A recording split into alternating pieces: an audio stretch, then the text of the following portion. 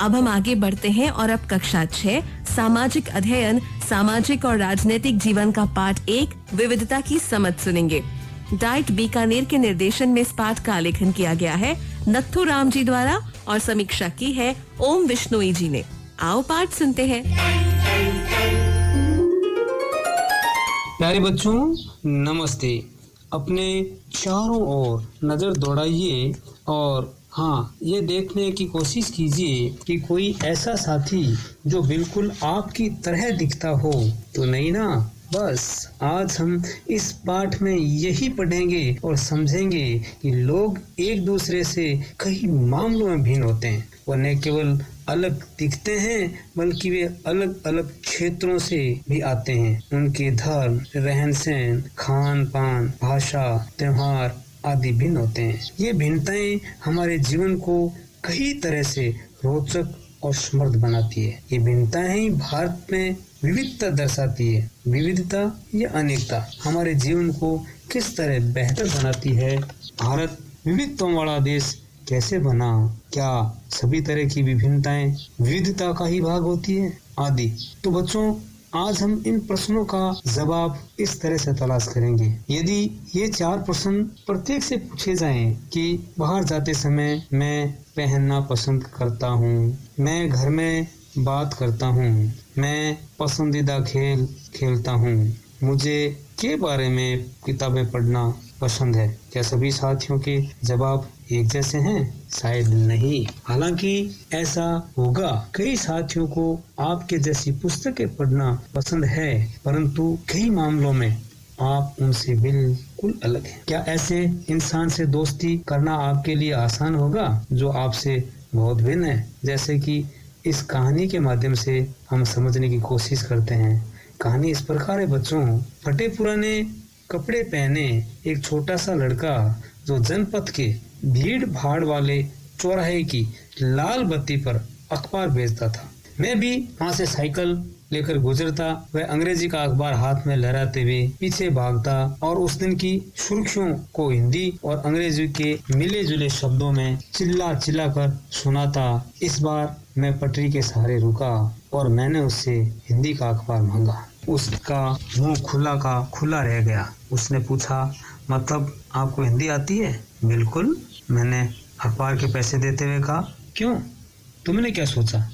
वह रुका, पर आप लगते तो बड़े अंग्रेज हैं। वह बोला, मतलब कि आप हिंदी पढ़ भी सकते हैं? हाँ भाई, बिल्कुल पढ़ सकता हूँ, लिख सकता हूँ, मैं बोल सकता हूँ। मैंने स्कूल में दूसरे सब्जेक्ट के साथ हिंदी पढ़ी है। सब्जेक्ट? उसने पूछा। अब तो कभी स्कूल नहीं गया, उसको मैं क्या समझता कि सब्जेक्ट क्या होता है। वह कुछ होता है। मैंने शुरू किया ही था कि बत्ती हरी हो गई और मेरे पीछे गाड़ियों के हॉर्न का शोर 100 गुना बढ़ गया। मैंने भी अपने आप के साथ ट्रैफिक के साथ आगे बढ़ने दिया। अगले दिन फिर से वहां पर था वह मुस्कुराता चेहरा और मेरी तरफ हिंदी का अखबार बढ़ाते हुए उसने कहा, भैया आपका अखबार। अब बताइए ये सब्जेक्ट क्या चीज है? अंग्रेजी का शब्द उसकी जबान पर अजीब लग रहा था। ऐसा लग रहा था मानो अंग्रेजी में सब्जेक्ट शब्द का जो दूसरा अर्थ है प्रजा, उस अर्थ में वह उसका प्रयोग कर रहा है। ओह, ये कुछ पढ़ाई लिखाई से संबंधित है, मैंने कहा। उसके बाद चूंकि लाल बत्ती हो गई, मैंने पूछा, तुम कभी स्कूल गए हो? कभी नहीं, उसने जवाब दिया। फिर बात बढ़ाते हुए उसने गर्व से कहा, मैं जब इतना ऊंचा था तभी मैंने काम करना शुरू कर दिया था। उसने मेरी साइकिल की गद्दी के बराबर अपने आप को नापा और कहा, पहले मेरी माँ मेरे साथ आती थी लेकिन अब मैं अकेले ही कर लेता हूँ। अभी तुम्हारी माँ कहाँ है? मैंने पूछा, पर तब तक बत्ती हरी हो गई और मैं चल पड़ा। मैंने उसे पीछे से चिल्लाते हुए सुना, वह मेरठ में है, और उसके साथ बाकी ट्रैफिक के शोरगुल में डूब गया। मेरा नाम समीर है, उसने अगले दिन कहा। बड़े शर्माते हुए मेरा नाम पूछा। आपका नाम? ये तो बड़ा आश्चर्य की बात थी।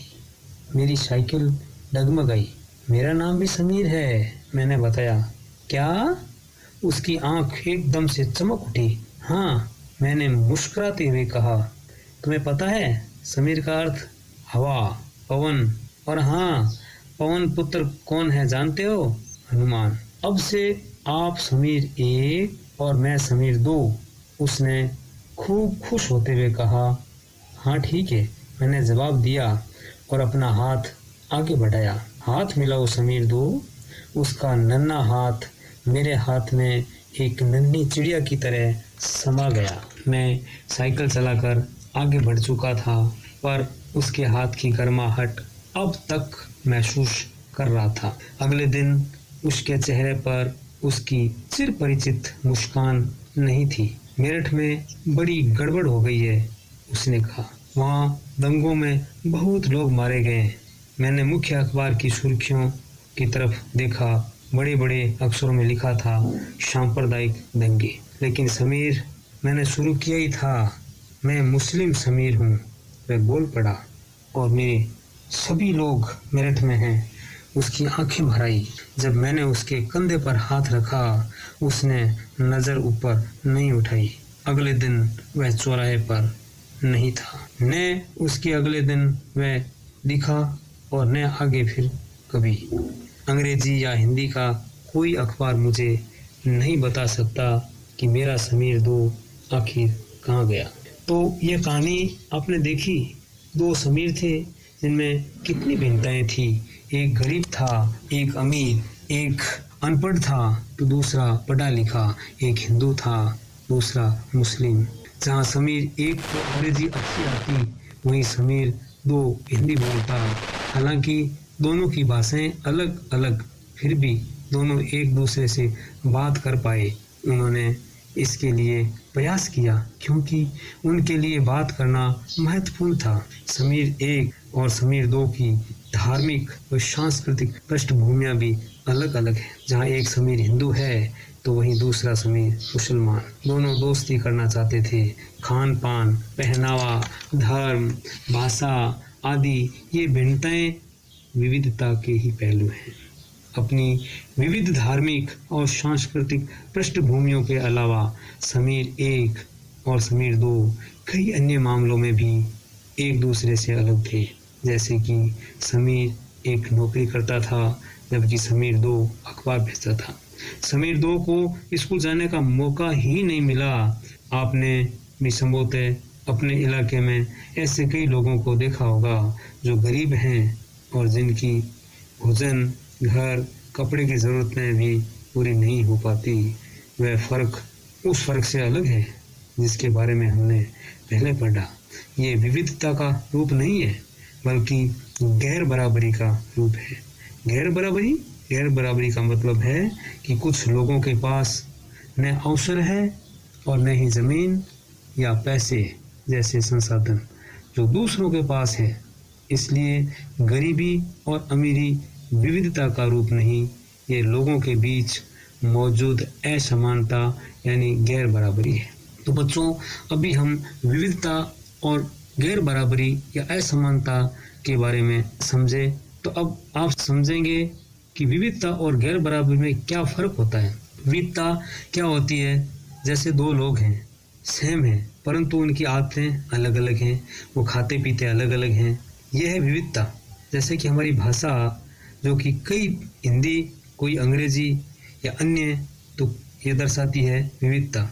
जाति व्यवस्था असमानता का एक उदाहरण है। इस व्यवस्था में समाज के अलग अलग समूहों में बांटा गया है। बंटवारे का आधार था कि लोग किस किस तरह का काम करते हैं। लोग जिस जाति में पैदा होते हैं उसे बदल नहीं सकते थे। उदाहरण के लिए एक कुम्हार के घर में पैदा हो जाए तो अपनी जाति कुम्हार ही होती, आप बस वही बन सकते थे। कोई व्यक्ति जाति से जुड़ा हुआ अपना पेशा नहीं बदल सकता था। इसलिए उस ज्ञान के अलावा किसी अन्य ज्ञान को हासिल करना जरूरी नहीं समझा जाता था। इससे गैर बराबरी पैदा हुई। आगे जाकर हम पढ़ेंगे कि जातिवाद से कैसे गैर बराबरी पैदा हुई। अब हम देखेंगे कि विविधता हमारे जीवन को कैसे समृद्ध करती है। जैसे समीर 1 और समीर 2 दोस्त बने, ठीक वैसे ही आपके भी सहेलियां या दोस्त होंगे जो आपसे बहुत अलग होंगे। आपने शायद उनके घर अलग अलग तरह का खाना भी खाया होगा, उनके साथ अलग अलग त्योहार भी मनाए होंगे, उनके कपड़े पहने होंगे और आपने देखा होगा थोड़ी बहुत उनकी भाषा भी सीखी होगी। आपको शायद तरह तरह के जानवरों, रानियों, साहसी घटनाओं और भूतों की कहानियाँ भी पढ़ना पसंद होगा और आपको खुद को भी कहानियाँ लिखना या बनाना पसंद है, ये शौक होगा।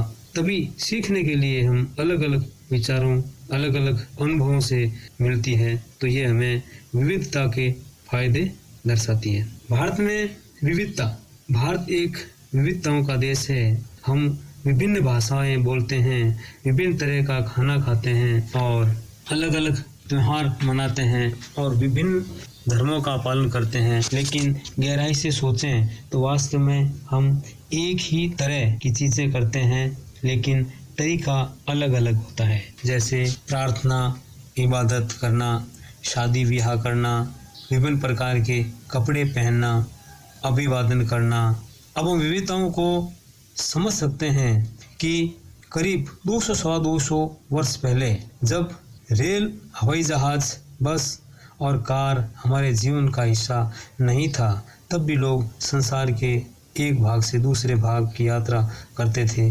वे पानी की जहाज से, घोड़ों या ऊंट पर बैठकर या फिर पैदल ही चलकर यात्राएं करते थे। अक्सर ये यात्राएं खेती और बसने के लिए, नई जमीन की तलाश या फिर व्यापार के लिए की जाती थी। चूँकि यात्रा में बहुत समय लगता था, इसलिए लोग नई जगह पर अक्सर लंबे समय तक ठहर जाते और वहाँ बस जाते थे। लोग जब नई जगह बसना शुरू कर देते थे, उनके रहन सहन में कुछ बदलाव आ जाता, कुछ चीज़ें वे नई जगह की अपना लेते और कुछ पुराने ढर्रे पर ही चलते। इस तरह नए और पुराने मिश्रण होते रहते, अतः धीरे धीरे एक नई मिश्रित यानी मिलीजुली संस्कृति उभरती। अगर अलग अलग क्षेत्रों का इतिहास देखेंगे तो पता चलेगा कि किस तरह विभिन्न सांस्कृतिक प्रभावों ने वहाँ के जीवन और संस्कृति को आकार देने में योगदान किया है।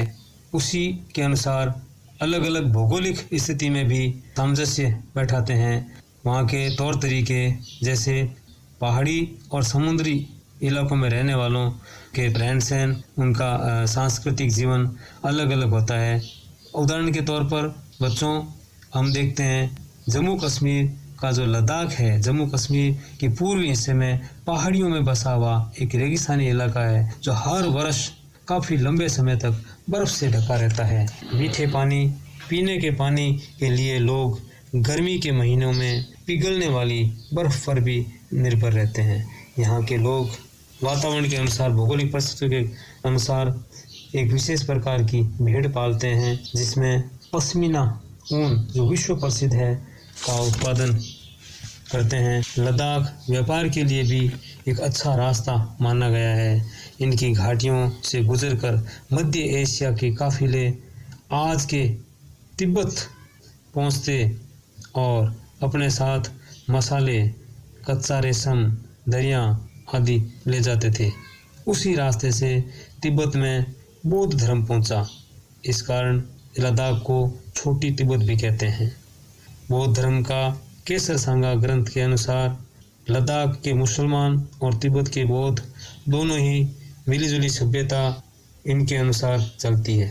इस प्रकार केरल, जो कि हमारे भारत के दक्षिणी पश्चिमी भाग में कोने में बसा हुआ राज्य है, जो एक तरफ समुद्र से तो दूसरी तरफ पहाड़ियों से घिरा हुआ है। यहाँ की पहाड़ियों के विभिन्न प्रकार के मसाले जैसे काली मिर्च, लौंग, इलायची आदि उगाए जाते हैं। यहाँ का खान पान मछली, सब्जी और चावल है। यहाँ ओणम का त्यौहार बड़ा ही महत्वपूर्ण है। यहाँ की ज़मीन बहुत ही उपजाऊ है। यहाँ सबसे पहले अरबी और यहूदी व्यापारी व्यापार करने के लिए आए, ये माना जाता है। माना जा रहा है कि ईसाई धर्म भी केरल यहाँ सबसे पहले आया। 2000 साल पहले यहाँ ईसा मसीह के धर्मदूत संत थॉमस ईसाई धर्म लेकर आए। इसके अलावा यहाँ पुर्तगाली, चीनी, कई अन्य व्यापारी यूरोप से आए। पंडित जवाहरलाल नेहरू द्वारा लिखित भारत की खोज इतिहास में कई घटनाओं की जानकारियाँ हमें मिलती है।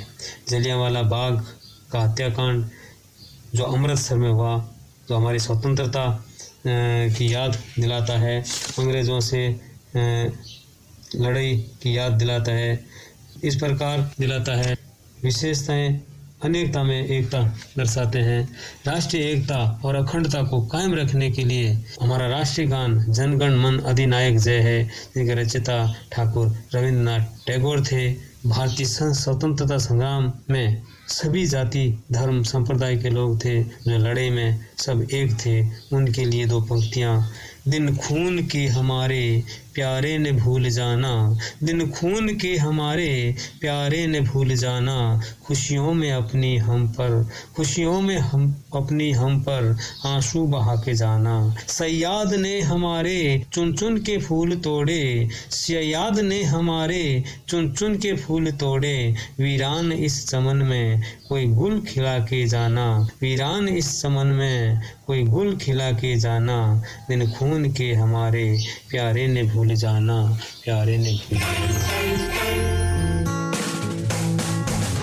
बच्चों, शिक्षक की बात सुनी आपने?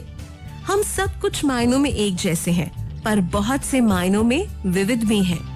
यही हिंदुस्तान को रिच बनाता है। तो बच्चों, अब आप किसी ऐसे व्यक्ति, दोस्त के बारे में सोचो जिनका नाम आपके नाम के जैसा ही है। अब सोचो, क्या आप दोनों एक जैसे हो? अगर नहीं, तो क्या विविधता है और उनके पीछे क्या कारण हो सकता है? पर एक बात ध्यान रखना, विविधता व गैर बराबरी में अंतर होता है। यहाँ हम गैर बराबरी को नहीं देख रहे। आप ये भी जानना कि भारत के अलग अलग राज्यों में क्या विविधता है। आप अपनी कॉपी में 4 पंक्तियाँ बनाओ। राज्य का नाम, प्रसिद्ध व्यंजन, वस्त्र, किस चीज के लिए मशहूर है। अब जिन राज्यों के बारे में आप जानते हो उसके बारे में लिखना और बाकी बड़ों से या किताब से पढ़कर जानना।